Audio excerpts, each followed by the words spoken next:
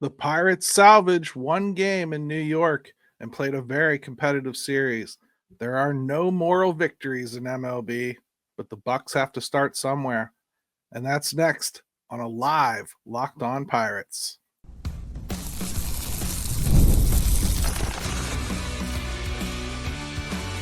You are Locked On Pirates, your daily Pittsburgh Pirates podcast, part of the Locked On Podcast Network, your team every day. Welcome to a live Locked On Pirates. I'm Gary Morgan, and we're going to spend some time talking about some positive things. I know. It's going to feel like someone is speaking French to you, but bear with me today. I think I've filled these live shows with so much content, I don't have room for the chat questions. So today, I'm going to try to leave the second and third segments a little light so that I can directly answer your questions in the chat. So go ham. And listen, I'm in no way trying to tell you that you should accept winning one of three as some kind of victory. I'm not telling you that the Mets are so much better. We should be happy to be able to chisel a game away from the mighty Mets. Nope. None of this is to say this team went from very bad to very good overnight. Instead, I just want to talk about starting at the beginning. Like when you have a massive disaster, which clearly this start has been, you don't just come in and start building on rubble. You start by clearing, organizing, and then rallying the troops you have with you to look at the daunting task ahead of them and prepare them to fight a battle that has no downhill side, really. And when you look around and realize you don't have the tools you need, you find ways to either get the tools, which kind of exists outside of the dugout, doesn't it? Or you find ways to get the job done with what you do have. Okay, this is a baseball team, but the principle applies. Don Kelly is in disaster recovery mode. And so far, he's doing the job. He's got these guys ignoring how deep the hole is and focusing on the small piles they can handle day to day. He's got guys using the tools they have instead of pretending they all have them. He's doing it without O'Neal Cruz and with Brian Reynolds quite literally being one of the worst players on the Pittsburgh Pirates. That's not hyperbole, by the way. Statistically, he's been one of the very worst performers on this roster. Not just in relation to what he's supposed to be. They've gone from utterly lifeless to scrappy and determined. They've gone from waiting for help to come from somewhere to at least trying to pull themselves up by the rope they brought with them. Now I'm saying this after a 3-3 start to Don's tenure, okay? I'm not delusional. I know that's not going to dig them out of this hole, but it's a start. And best case scenario for how a new coach would start. Possibly my favorite part, this has been against good teams. They outscored the Mets and lost 2 of 3. Nobody anywhere in baseball would have predicted that. It's a start, a good one. And it really and truly should get better. It's entirely possible the hole is just too deep. But we just might come out of the season feeling a lot closer than this start led us to believe. As a Pirates fan, I think it's safe to say we've been through some stuff, right? I mean, we've seen some terrible things happen. But we've also, I think, maybe forgotten that a baseball season has a lot of storylines, even if it starts out terribly. I understand that the expectation for this season was very high. I didn't predict that they would even make the playoffs this year, so I guess technically I shouldn't be upset at all. I just didn't expect to be sure they weren't going to make the playoffs by this point in May.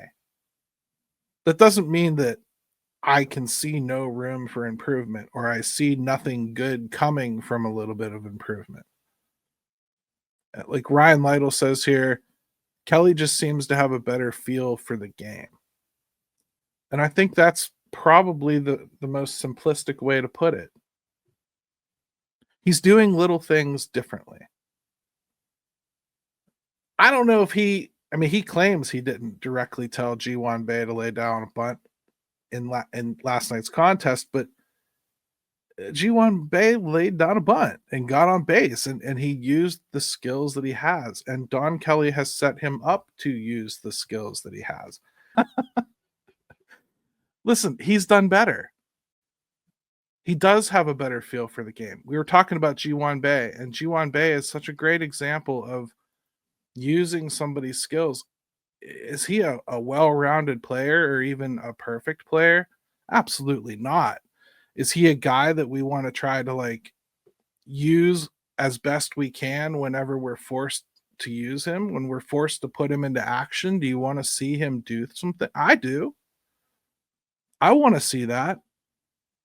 I don't think that he has a right to be on this roster or something, or that he's going to turn into some big star. In fact, at the plate, I still think that he looks silly most of the time.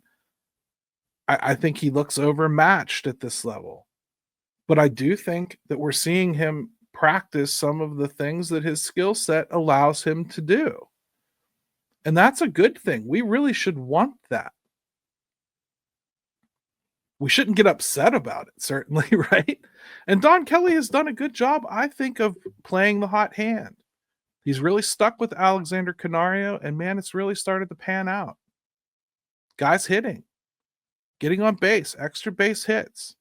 That's the kind of thing we need. Tommy Pham is scarcely playing.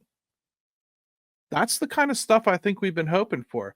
Yeah, you're still seeing Jared Triolo, but Jared Triolo's even rewarded him with a couple home runs in his last few games. And Jared Triolo has played, 4 different positions in his last 4 starts, so he's being used as that super utility guy, which I think we all agree is probably his best position. As they continue to get healthier, I kind of only see that getting better. Let's take a quick step away and come back and talk a little bit about some of the improving that's going on at the major league level. And some of this kind of predates Donnie a little bit, but it's still, he's overseeing it at this point. Get the supplies you need from the site made for skilled trades, Supply House. Whether you're in plumbing, HVAC, or electrical work, Supply House is the reliable way to order products online. Their easy-to-use website is packed with helpful resources and the latest product info to help you get the job done right. Plus, with a complete inventory of over 200,000 parts from 400-plus top brands, you'll find exactly what you need delivered fast from coast to coast. Need help with an order? Supply House offers expert support and industry-leading service, so you'll always talk to a real person. And for trade pros looking for an extra edge, their free Trade Master program offers exclusive perks like a dedicated phone line, free shipping, and discounts on every order. Thousands of skilled professionals are already taking advantage. Now it's your turn. Join the Trade Master program today at supplyhouse.com/TM and start ordering plumbing, HVAC, and electrical supplies with just a few clicks. Plus, use promo code SH5 for 5% off your first order. That's supplyhouse.com.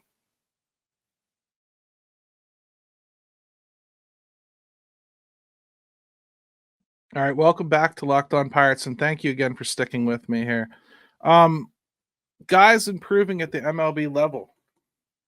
All right, we talked a little bit about Ji-Hwan Bae, right?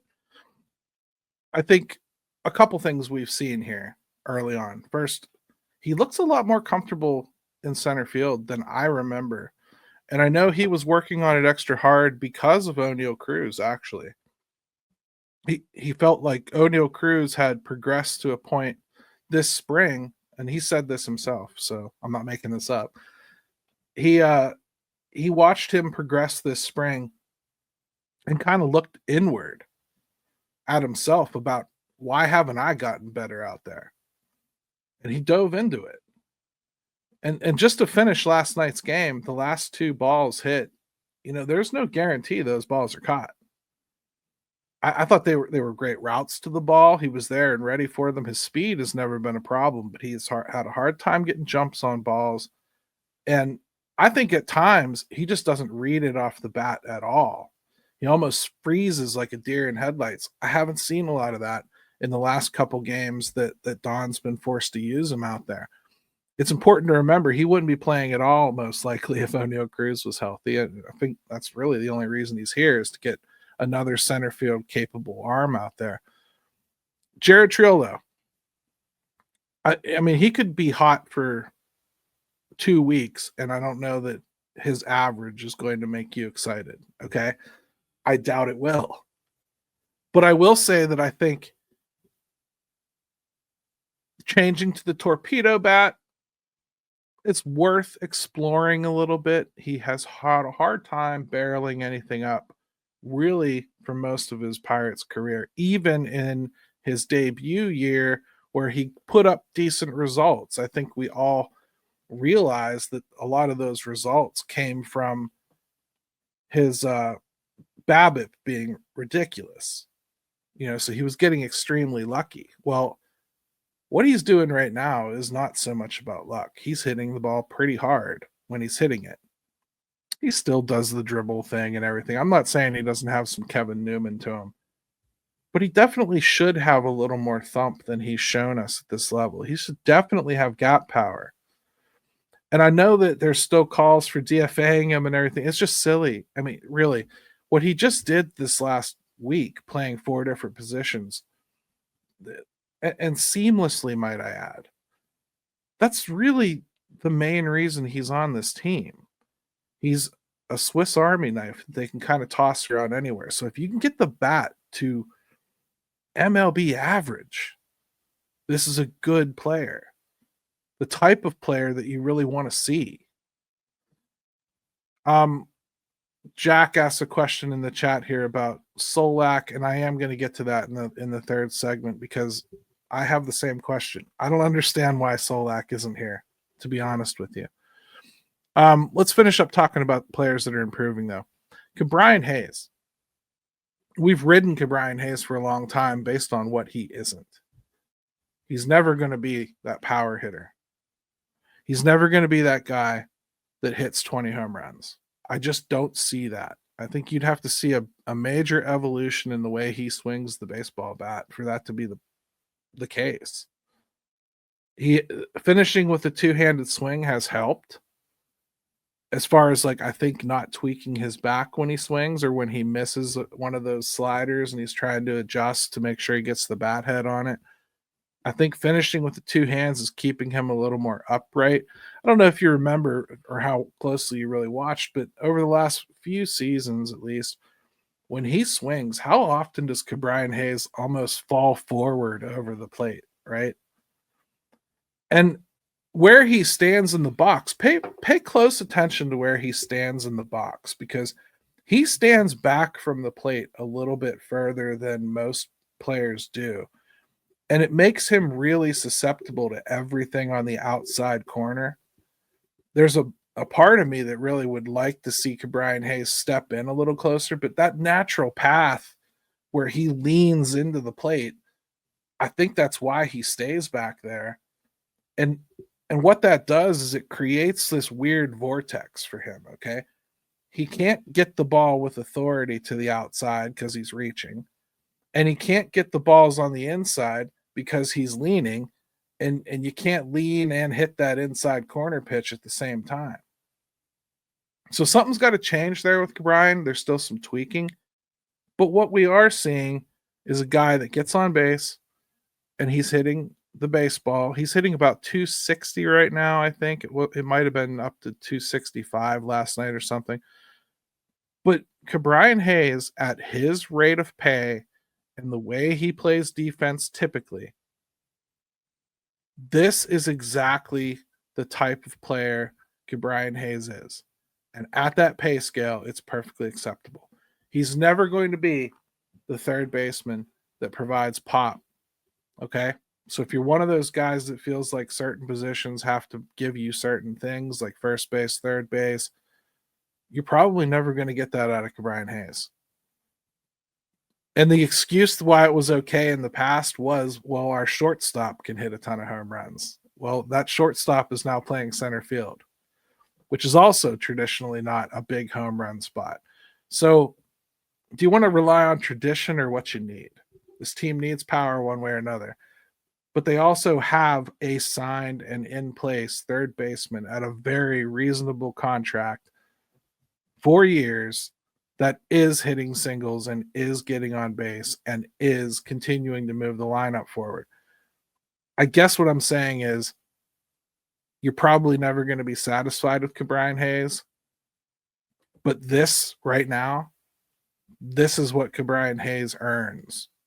This is his paycheck. 7 or 8 million. This is what it gets you in this league.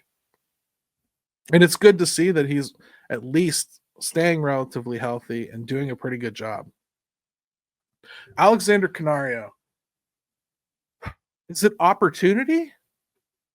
Or is it confidence? I don't know. Maybe the opportunity leads to confidence. All I know is Don Kelly decided pretty much on day one, Alexander Canario is going to get a shot here. And Alexander Canario has gotten a shot. He's played every game that Don Kelly has managed, and he's doing pretty good. Let's see. Deke says he's getting consistent at bats. Well, I think that could be the reason. It really could, because there's a certain comfort level, isn't there? When you watch him, he doesn't look the same as he did earlier on when he was getting like an at bat here or a spot start there or something along those lines and expected to come up and hit with any kind of professionalism, right? Well, now he's taking these deeper at bats where he's not afraid to get his swing off early. That's something I have to say I haven't seen carry over from a lot of other people. He's getting his swing off early, taking a chance on before he gets to 0-2, and then he doesn't seem frightened by the 0-2. He doesn't seem frightened by that second strike. It's not changing him. He's choking up a little bit here and there, taking something off the swing, not going for the fences. Now, the other day, he did have men on base at second and third and an opportunity to get a run. He took 2 big swings, and then I was expecting him to kind of ramp down a little bit and try to make contact to get that run home. That part of the game just is not there yet. It seems to be very all or nothing in those run scoring situations with Alexander Canario, as well as everyone else. They're all struggling at this aspect. That's something that's going to have to be tackled overall. But I do think we're starting to see Alexander Canario do a much better job of making those adjustments at the plate, understanding the moment, knowing what he can and can't get accomplished at the plate. And he's getting better looks because of it. He's getting better pitches to hit because he's spitting on a lot of stuff that he shouldn't have been swinging at. This guy's going to strike out. He's not perfect, but he's getting on every day, and the average is slowly climbing. Don't get me wrong. You can still look at it and laugh. But if you look at his last stretch of games here, he's hitting over 300 in the opportunity that has been given by Don. And hey, I love it. We need to talk about some guys that are coming back to the Pirates really shortly and how they might impact this team, and some guys who we just found out might not be part of this whole thing for a minute because it has not been great.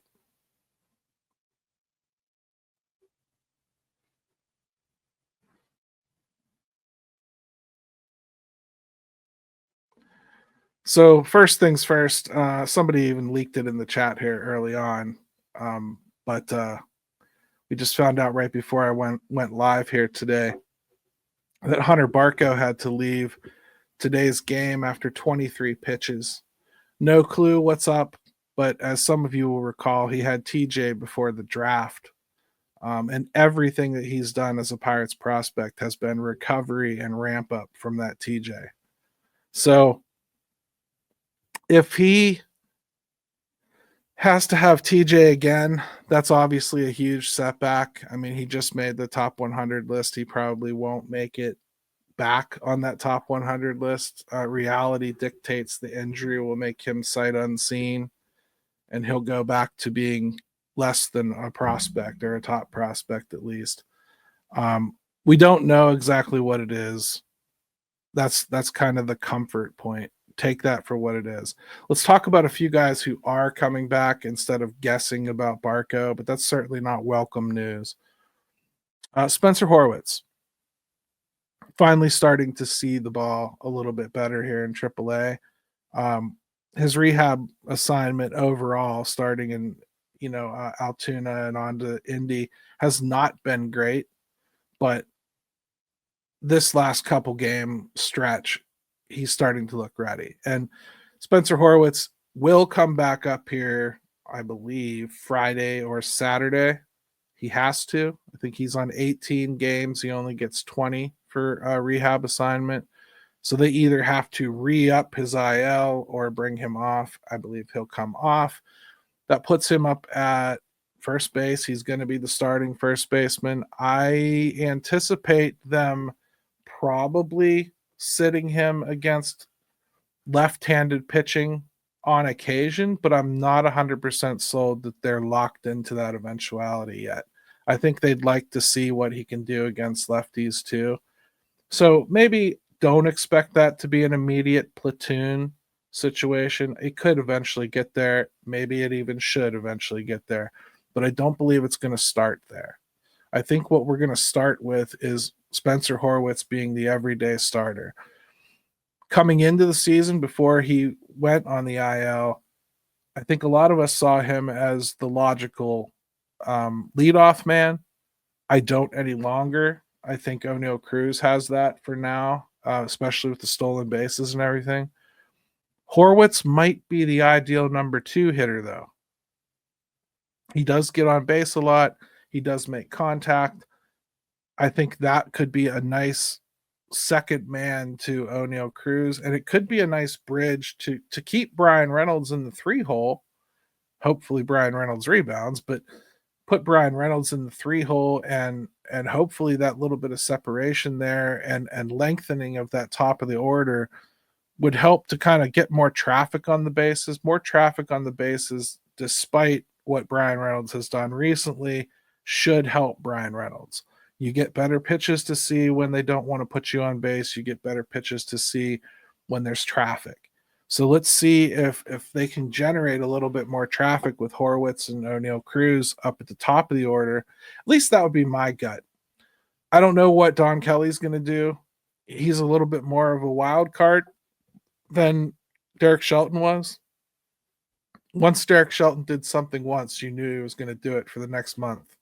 So I'm not sure I can say that about Don Kelly yet. I've already seen him change his mind on a few things and done pretty just mind-blowing things. If you're somebody that's been following this whole rebuild, I had myself sold that Don Kelly was going to be pretty much the same thing as Derek Shelton with maybe a little bit more gut. I'm very pleasantly surprised so far. And I think we will be by Spencer Horwitz too, because while I understand he's not a savior, and we shouldn't act like Pete Alonso's coming off the IL, we do have a competent first baseman, a major league competent first baseman coming off the IL, who's got a track record, albeit a short one, of getting on base and hitting for some sneaky pop. I think PNC Park is going to play perfectly into his skill set. I expect good things from Spencer Horwitz. I really do. And I think if you get good things out of Spencer Horwitz, it's really going to kind of change the way you feel about everything. Gonzalez is out of the walking boot doing baseball activities. He's going to finish up his sprint regime and base running stuff, and then they're going to start him on a rehab assignment. I would imagine we're probably looking at a week or so for him, week and a half. Then you got Endy, who has started his rehab assignment now, and I don't know what they're going to do with him. If I look at it right now, Horwitz is going to beat him back. There's first base. Like I said, I think they're going to start him primarily, and when they don't, it would make a lot of sense to just slip Triolo over there to cover first base against lefties if you're going to do that. So I'm not sure you need Endy for first base anymore, which was the main motivation for him making it out of camp over Henry Davis, because Henry Davis has moved past him on the defensive depth chart as far as catching goes. And don't look now, but I'm starting to suspect that Henry Davis is no longer just the personal catcher for Paul Skeens. I believe he is becoming the personal catcher for Mitch Keller too, especially after that last outing. Mitch Keller doesn't ask for it, but Mitch Keller needs it. We've seen this year after year. He always did better when he had Jacob Stallings than when he had whoever was the offensive threat, right? Well, he does better when he has a good game caller back there. And I think that Henry Davis has kind of proven his worth there.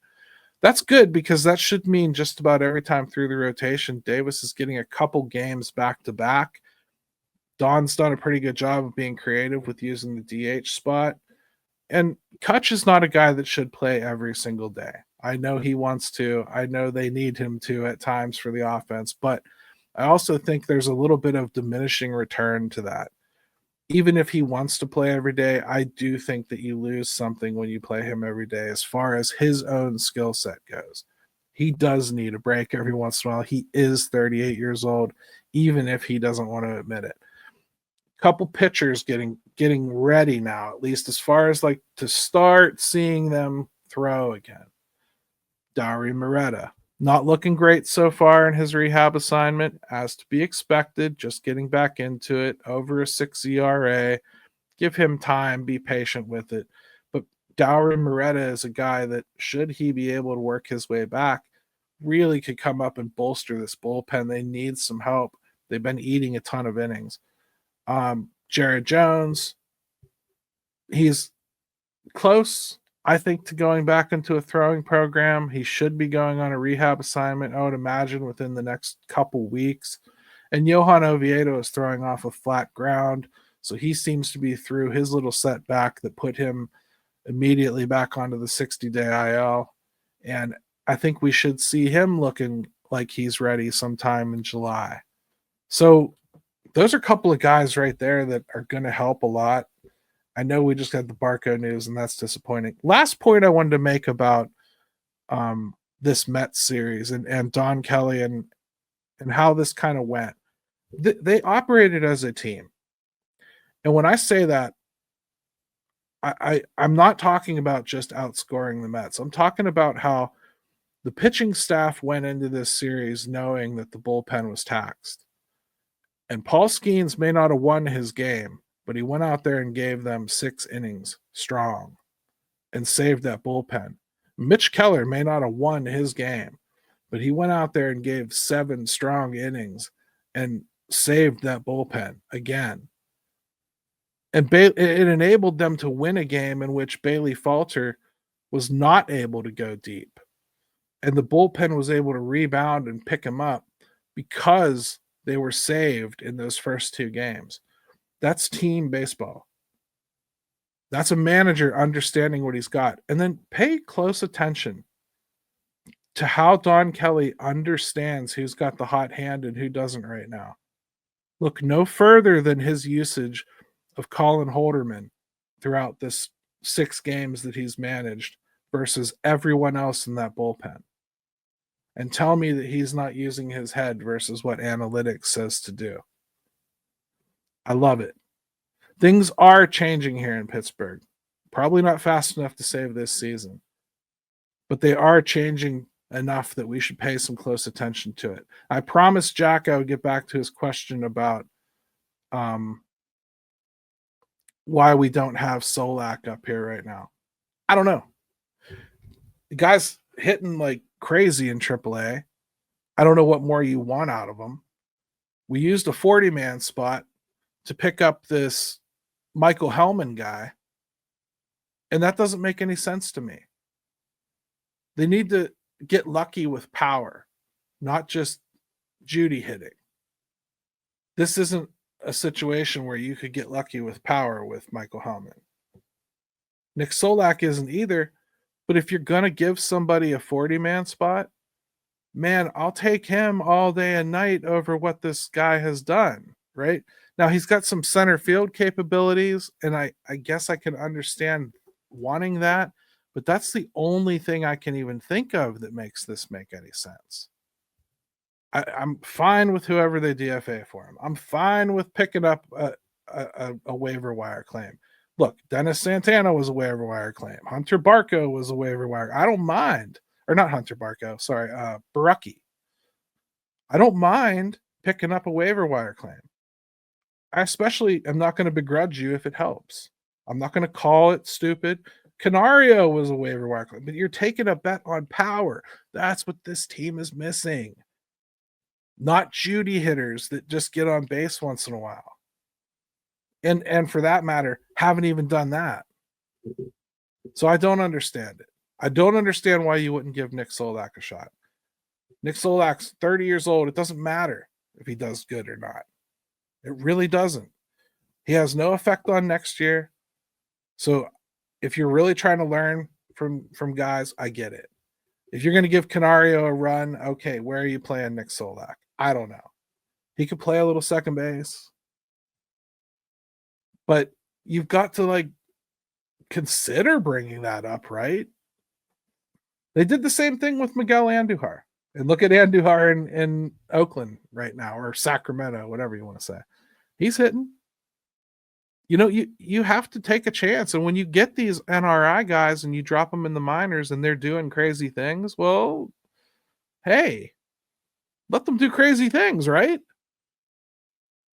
Thank you for making Locked On Pirates your live viewing option today. I appreciate it. And I am sorry about the little bugaboo at the beginning there. I will clean that up. For your second listen, check out Locked On MLB Game Night. Every game, every single night, all season long. Get local analysis on a national scale. Find MLB Game Night on Locked On MLB on YouTube or wherever you listen to podcasts. And make sure you subscribe and do your duty. Thank you so much.